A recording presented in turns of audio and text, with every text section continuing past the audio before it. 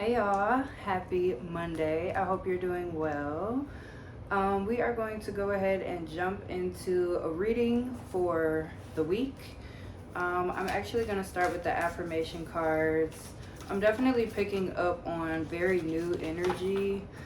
I don't know about you, but this eclipse energy has had me just feeling extremely tired. I've been sleeping as much as I can. Um, to just kind of stay rested up.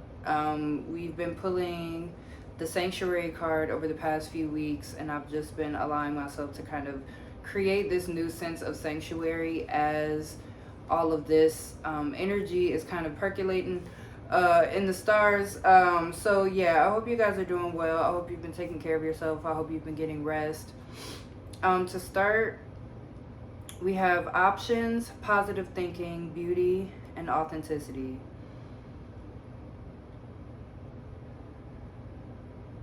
So I'm really feeling this energy of spring. Spring is going to be coming next week, which I'm really excited about.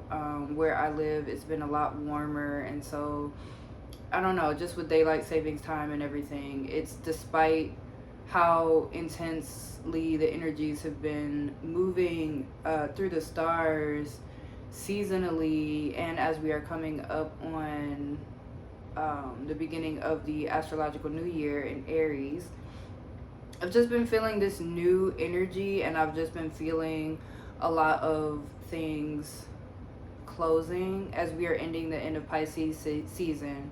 Pisces is the last sign of the zodiac. It's represented by the 12th house, and it represents endings.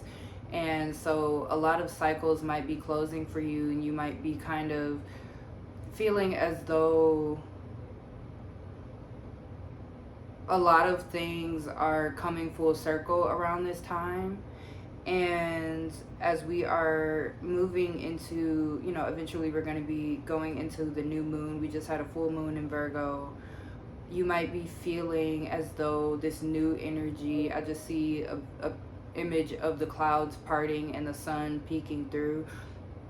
It's like the sun isn't totally completely out yet, but it's like the clouds are finally starting to part.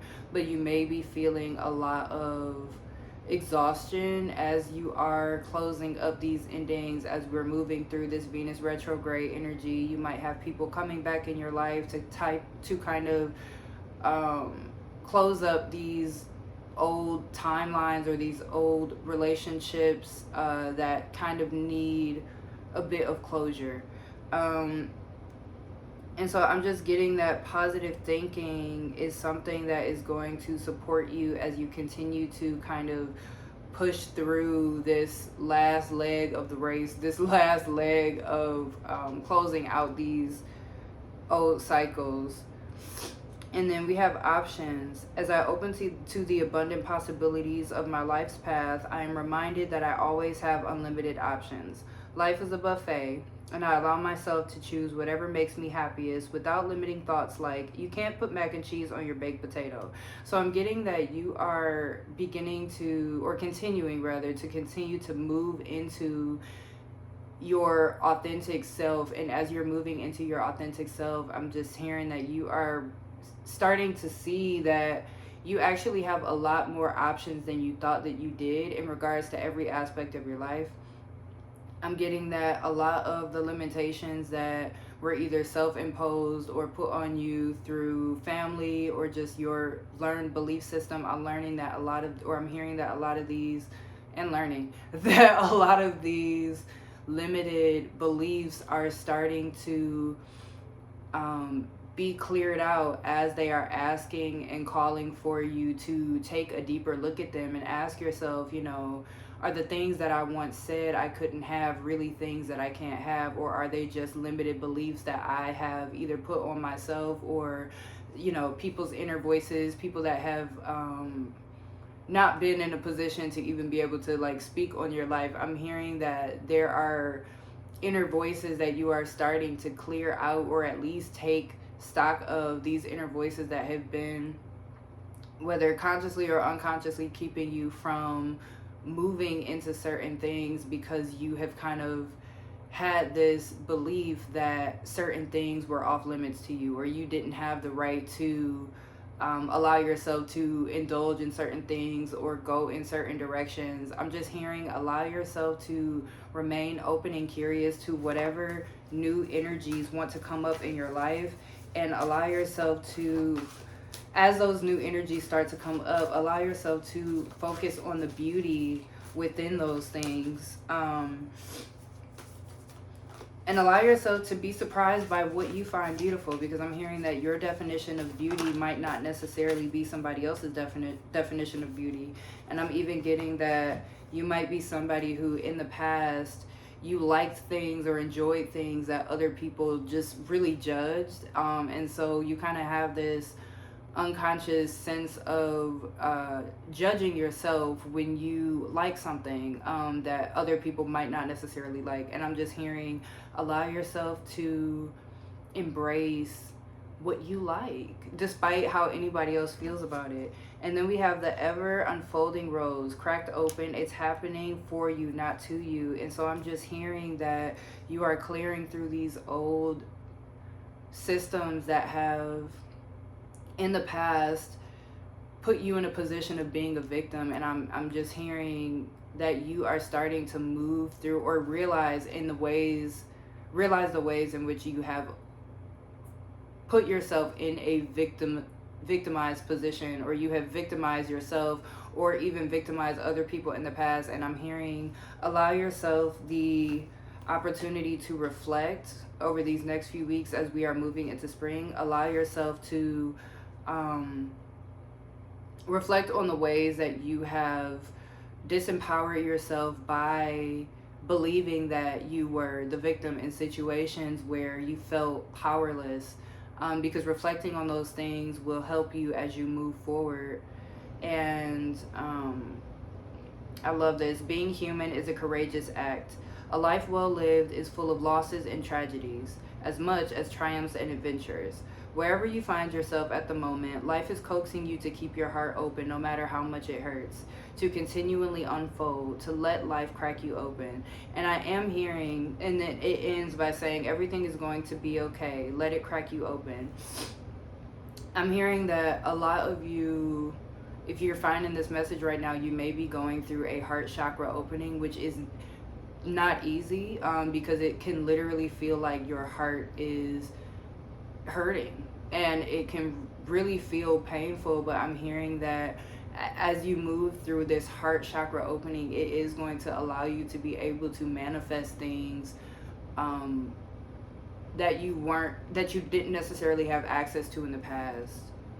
Now is the time to go gently, to treat yourself like a tender, sweet baby, to wrap yourself in a blanket and trust that the mother has cradled you in her arms. So I'm also hearing allow yourself to nurture yourself and to create a culture of nurturing yourself. I'm hearing allow yourself, as you have been cutting away codependent relationships, or at least acknowledging the ways that you have been codependent in the past, allow yourself to find pleasure in nurturing yourself. Allow yourself to, as you are embracing these authentic parts of yourself, find the ways that really allow you to feel nurtured. Because I'm hearing that for some of you, that those things might look very different for you than they do for other people. Like I'm even seeing somebody looking up self-love practices and not necessarily connecting to those. I'm hearing allow yourself the opportunity to create your own rituals and to embrace the uniqueness within your journey. There are lots of, I'm just hearing that you are very different in a lot of ways, and this is something that is allowing, I'm hearing your energy is very powerful right now. As you are tapping into who you truly are, you are really impacting people energetically on this plane and in the 5D. Like, people are picking up on the shifts that are happening within you. I'm even picking up on the shifts that are happening within you. Like, collectively, there is a lot of exploration happening. Like, I'm literally just seeing, like, people riding on the bike down the street. The sun is shining. I'm literally hearing the Sesame Street song. Sunny days, keeping the clouds away. Like, there is so much joy and freedom and bliss that is being found collectively and within yourself that um, really is changing the world. And as you allow yourself to embrace the uniqueness within yourself, these differences are things that are going to impact other people in ways that we just didn't have access to in the past. And then we have the Morrigan Sovereignty and Weaver of the Web of Life Cooperation. And both of these cards I haven't pulled in a while. This Weaver of the Web of Life Cooperation, I'm going to read from the guidebook number 8. Okay, let's see. It's on page 33. Jesus year. It's my Jesus year this year. In which areas of my life, both in thought and deed, can I spin more webs of cooperation? So I love this. And I'm hearing, allow yourself to think outside the box when it comes to how you are willing to be in partnership with others. And not, this isn't just necessarily a romantic thing. This is also like a platonic thing, a familial thing. Like, in what ways can you spin more webs of cooperation in order to keep this new web and flow of energy going?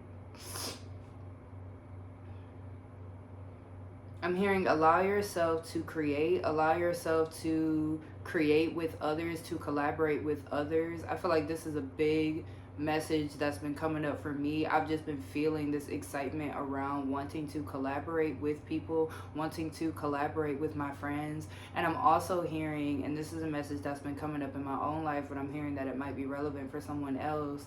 Allow yourself to reach out to other people, and don't just assume that people don't want to work with you. Don't assume that people are going to be irritated with you if you contact them and say, hey, I thought of this idea. I feel like it would be great if we worked together. I'm hearing that a lot of people are waiting for the other people in their lives to invite them to collaborate. And this is something that's really been coming up a lot, because it's like everybody is sitting around waiting. I was just talking to a friend about how, like, it seems like, and I know this isn't just in our group of friends, but I feel like this is relevant to a lot of people. It's like a lot of people wait for invitation, and I feel like it has something to do with just this insecurity that has been carried collectively around feeling like other people want to be around you, feeling loved, feeling involved. Like, I'm really getting a sense of a collective sense of wounding around, I'm just seeing kids on the playground and like being rejected, like a wounding around rejection. And I'm hearing that a lot of us are carrying this wound around rejection, and so we are feeling afraid to reach out to other people, to collaborate and to work together and to cooperate and to bring our powers together, because there is this fear of rejection. And I'm getting that in your past life or in your childhood, you were put in situations where you were rejected, where like even the people that, you know, you would have expected, whether it be family or like really close friends, people that you grew up with, I'm just hearing that you did experience rejection for who you are, and that is what kind of caused you to put on these masks and to hold yourself back from being the first one to reach out, being the one to say, hey, I have this idea and I'm going to reach out to these people. It's like there is this deep fear from your past or from your childhood that is keeping you from reaching out to others and saying, hey, let's create a thing. And I'm hearing that so many of us carry this wound, and it's a wound that once we all, like, one by one start allowing ourselves to be brave, I'm hearing you are being called to be one of the brave souls that goes first, to say, hey, I have an idea for a thing. I think you'll be perfect for us to, come together and work on this thing together. I'm hearing you are being called to be one of the brave souls to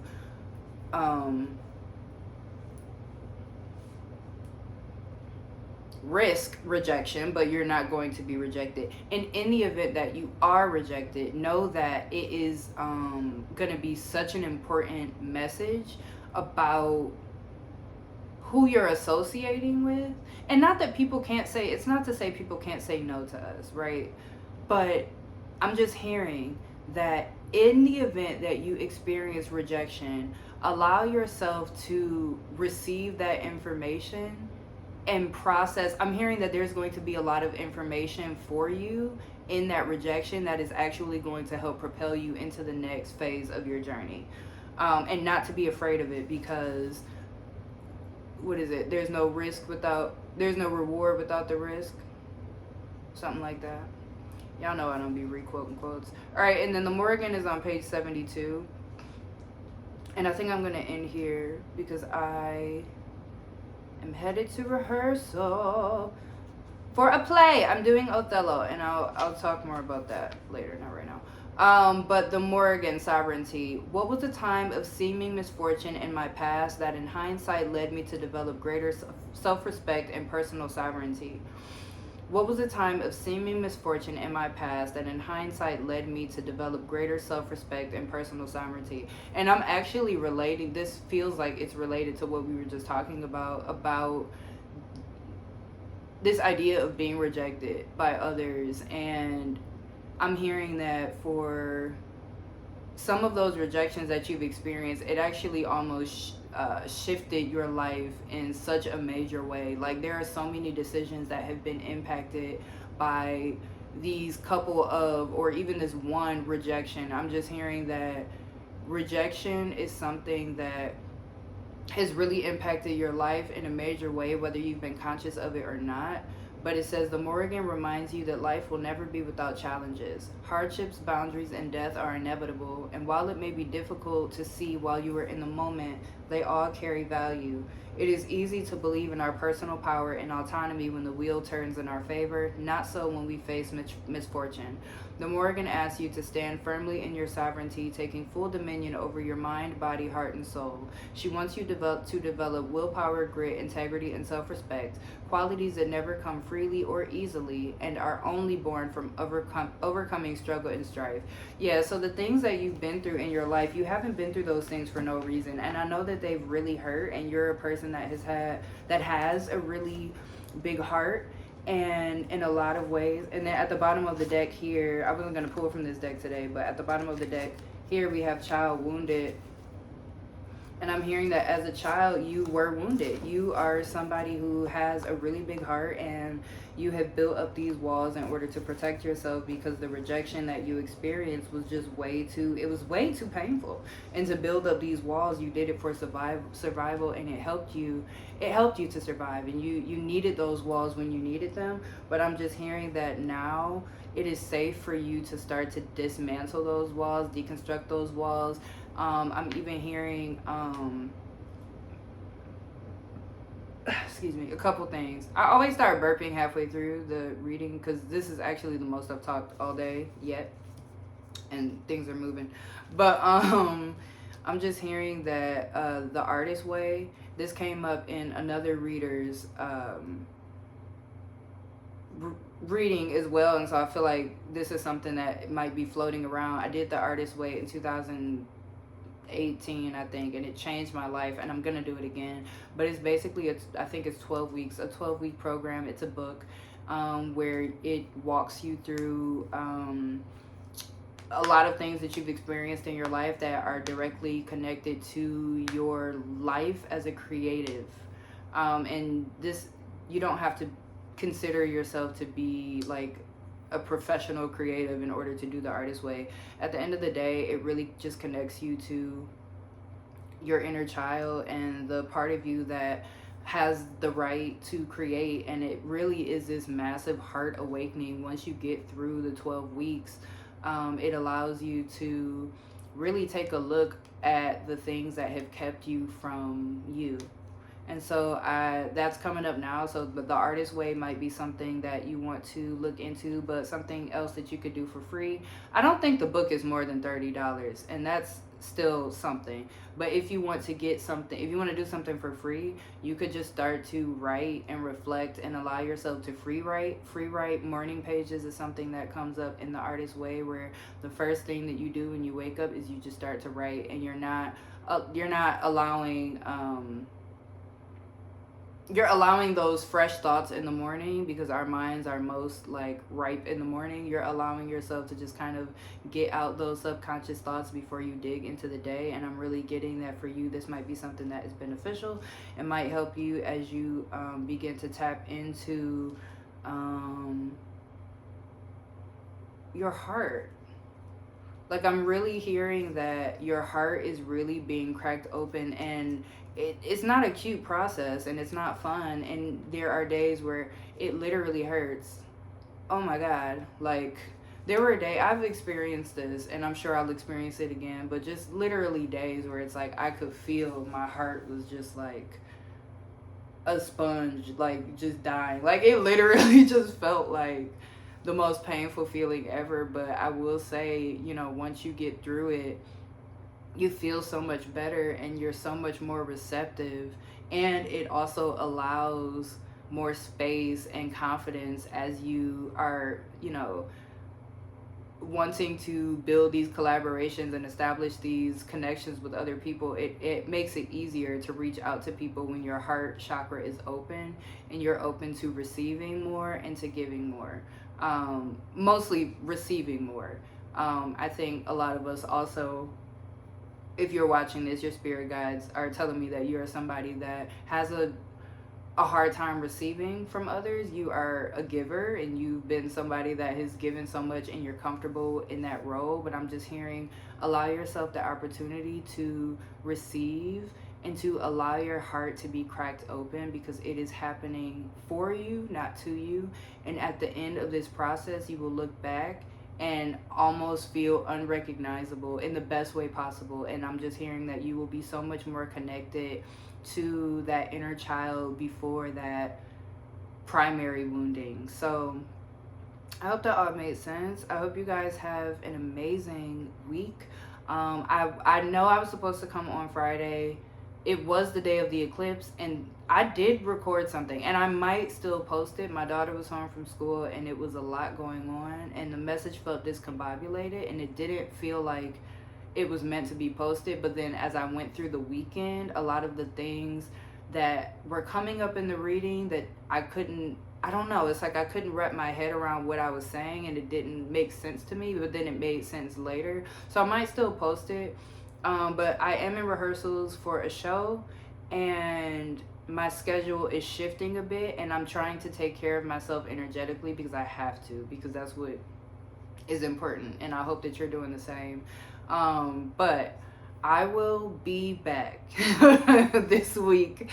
I'll be back. I know I've been inconsistent, and I know that people appreciate consistency, but I'm also holding space for the fact that so much is shifting in my life, and I'm balancing a lot of different things, and I want to honor that and honor my energy. I am an introvert. I need lots of time to regroup. Like, after each rehearsal, I be needing like a week to like actually regroup. So it's just, bear with me. I say all that to say, bear with me.